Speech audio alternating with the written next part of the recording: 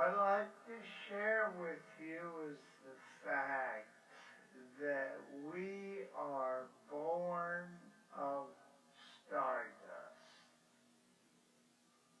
That may sound poetic. It's not from a poem. It's certainly not from the Bible. It is a scientific result. It's the result of our scientific knowledge of the universe. The thing is that every atom in your body came from a star that exploded. And the atoms in your left hand probably came from a different star than your right hand.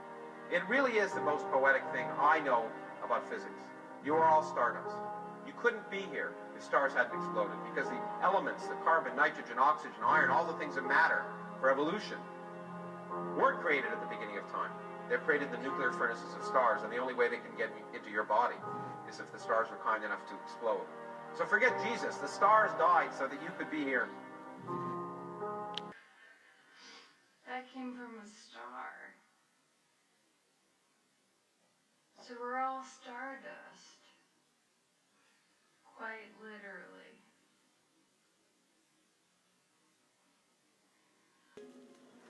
Our ancestors worshipped the sun, and they were far from foolish.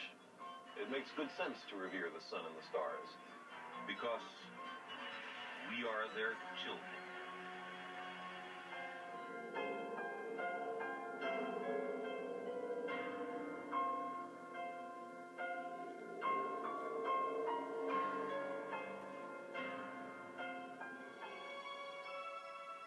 The lives and deaths of the stars seem impossibly remote from human experience, and yet we're related in the most intimate way to their life cycles.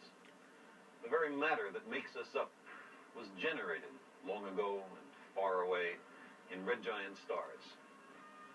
A blade of grass is the journey work of the stars. After the sun turned on, its ultraviolet light poured into our atmosphere, its warmth generated lightning, and these energy sources sparked the origin of life. We and the other animals are parasites on the plants, so we are, all of us, solar powered. The evolution of life is driven by mutations. They're caused partly by natural radioactivity and cosmic rays, but they are both generated in the spectacular depths of massive stars thousands of light years distant. Think of the sun's heat on your upturned face on a cloudless summer's day. From 150 million kilometers away, we recognize its power. What would we feel on its seething, self-luminous surface, or immersed in its heart of nuclear fire? Our ancestors worshipped the sun, and they were far from foolish. It makes good sense to revere the sun and the stars, because we are their children. Billion, trillion, million, millions, million, million, trillion, billion, billion, billion, billion, billion, billion, billion, billion, billion, billion, billion, billions, billion, billion, billion, billion, billion, million, billion, billion, billions, million, billion, million, billions, million, million, billions, billion, billion, billion, billion, billion, trillion, zillion, million, billion, million, trillion, billion, million, billion, billion, billion, billion, billion, billion, billion, billion.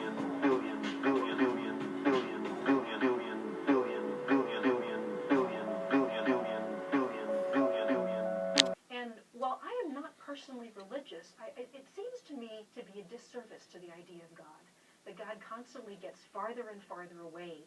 You put that him, or however you want to call it, just outside the grasp of human knowledge. Someday we will understand what set off the Big Bang, and I don't think the answer is going to be God. Maybe God is something more personal to you. Maybe it's how you relate to other people. Maybe it's how you define your morality. Billion, trillion, million, million, millions, million, million, trillion, billion, billion, billion. Human. I'm one of these people that doesn't like to identify as a specific gender. You know, I mean, I can deal with human. And so you have this one tiny little chance to have the universe look through your eyes. And what are you going to do with that chance? And what I do, I connect to people too hard. I have sex with all the wrong people. Ignorance, lust. It's not okay to say that the earth is flat. I keep getting this question. There's no such thing as life, really, that we're very complicated rocks. Uh-huh. We're a chemical reaction that got complex enough to become conscious. There's no such thing as life, really, that we're very complicated rocks. This is a real picture from Hubble.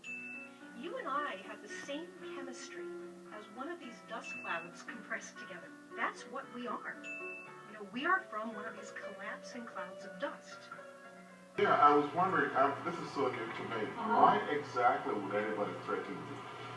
What did you do wrong? Well, okay. I don't know, you seem to There's a question, huh? I think it has something that I think it comes from. I think it has something that I'm.